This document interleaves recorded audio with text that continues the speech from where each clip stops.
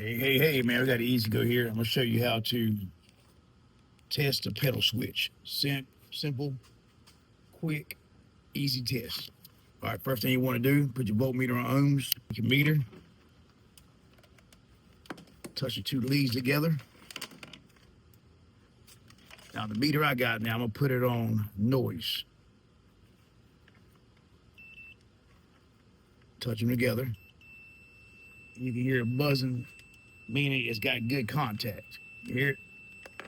So what I'm gonna do, I'm gonna take my, now it works on the Ezgo, PDS, TXT series, anything.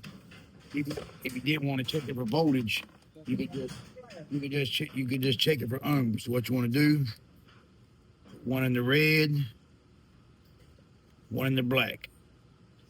Now, if you do this already and you have a clicking sound, the micro switch is stuck closed.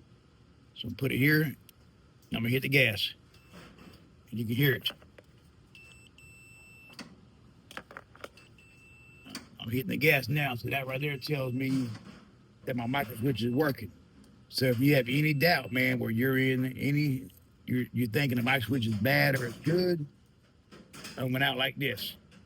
It doesn't matter if you put the red in the green or the black in the green. It doesn't matter how you do it, man. All you want to do is hit the gas and check continuity. Key off, key on, it don't matter. It ain't gonna run because it's unplugged. Just like that, man. All right. This is a PDS model. If you got the series, you can just unplug the 4-pin plug and test it like that. Red and green, hit the gas. If it zeroes out, you know it's good.